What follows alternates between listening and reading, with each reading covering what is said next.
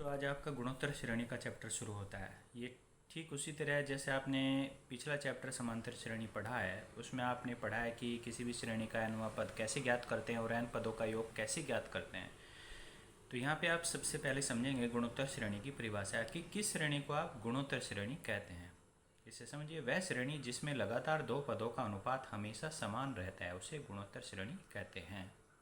तो याद रखने वाली बात है कि दो पदों का अनुपात, इसे आप भागफल भी कह सकते हैं कि दो पदों को जैसे दो पद होते हैं उसमें एक पद को दूसरे पद से भाग करते हैं, तो लगातार दो पदों के साथ ऐसा करेंगे आप और उसमें देखेंगे यदि वो समान रहता है तो उसे गुणोत्तर श्रेणी कहता है। कोई एग्जाम्पल आप देखिएगा, जैसे श्रेणी है 2, 4, 8, 16, 32। अब लगातार दो पदों का अनुपात है, इस तरीके से चेक करेंगे कि 2 और 4 दो पद हो गए, लगातार हो गए। तो ये ध्यान रखना है कि किस पद को किससे भाग करना है। तो ये ध्यान रखना है कि अगला पद यानी 4 को आप 2 से भाग करेंगे, 2 को 4 से ना भाग करें, क्योंकि चेक तो आप उस तरीके से भी कर सकते हैं कि 2 को 4 से भाग करें, 4 को 8 से भाग करें, पर हमारा यहाँ पे एक सार अनुपात का मान बनता है। वो सार अनुपात का मान कब बनता है? जब आप 4 को 2 से भाग करोगे या फिर 8 को 4 से भाग करोगे, 16 को 8 से भाग करोगे, यानी अगले पद को पिछले पद से भाग करना है। तो यहाँ पे मैंने 4 को 2 से भाग किया, क्या मान आ गया? 2। इनको चेक कर लिया। आप बीच में कहीं भी ले सकते हैं, 8 और 16 को ले सकते हैं। तो 16 को 8 से भाग करना है। अब 16 को 8 से भाग किया तो क्या मान आ गया? 2। आप इस श्रेणी के किन्हीं भी दो पदों का अनुपात, दो लगातार पदों का अनुपात, दो पदों का अनुपात ऐसे नहीं देखना है कि 2 को आप 16 के साथ लेंगे। मैंने कहा दो लगातार पदों का अनुपात। तो आप इस पूरी श्रेणी में कहीं भी दो लगातार पदों का अनुपात देखेंगे, उसका मान हमेशा 2 आएगा। इसलिए इस श्रेणी को हम गुणोत्तर श्रेणी कहेंगे। अब आते हैं श्रेणी का nवें पद पे। n का मान कुछ भी हो सकता है, n को आप 10 भी ले सकते हैं, 20 भी ले सकते हैं। तो यानी श्रेणी का nवां पद हमें पता चल जाएगा। तो यानी इसका मतलब श्रेणी का कोई सा भी पद हम ज्ञात कर सकते हैं, उसका 10वां पद भी ज्ञात कर सकते हैं। जब हम n का मान 10 रखेंगे तो 10वां पद ज्ञात कर लेंगे, n का मान 20 रखेंगे 20वां पद ज्ञात कर लेंगे। श्रेणी को आप समझे, पहला पद आप ले रहे हैं a, दूसरा पद ar, तीसरा पद ar², तीसरा पद ar की पावर 3 और ar की पावर n-1 तक।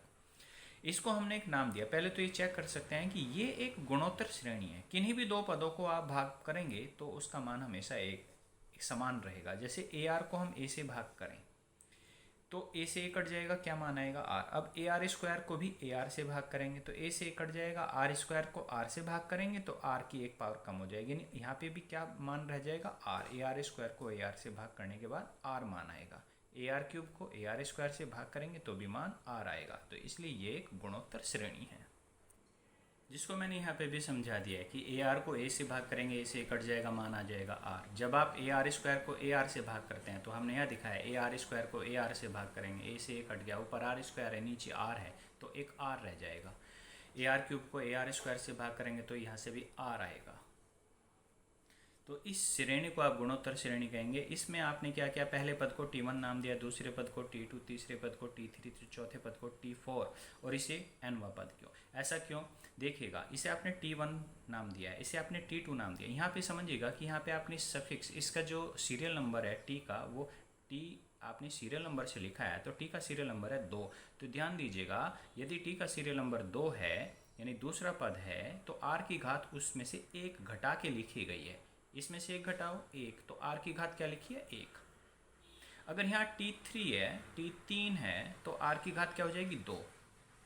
अगर T4 है तो r की घात हो जाएगी 3। और जहाँ पे a है वो सभी में आया हुआ है तो Tn में क्या हो जाएगा? r की घात हो जाएगी n-1 और a आपका रहेगा। तो इसलिए किसी भी श्रेणी के किसी भी पद तक पहुँचा जा सकता है। तो Tn हो गया आपका a r की घात n-1।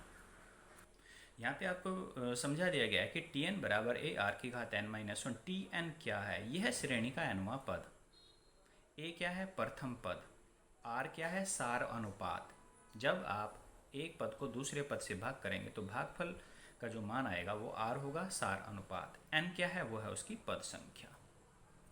इस फॉर्मूले को आप ऐसे समझेंगे कि इस फॉर्मूले में आपको 4 चीज़ें दी गई हैं। एक तो Tn है, एक a है, एक r है और एक n है। इन चारों चीज़ों में से यदि आपको 3 कोई सी भी चीज़ दे दी जाए तो आप उसकी बची हुई चीज़ को निकाल सकते हैं।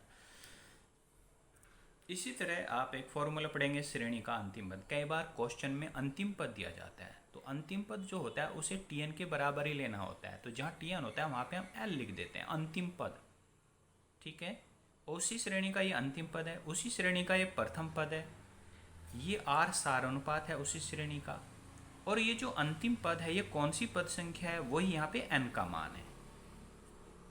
तो दो फॉर्मूले आपके पास हो गए, एक तो Tn बराबर ए आर की घात n-1 nवां पद, और एक हो गया अंतिम पद L बराबर ए आर की घात n-1।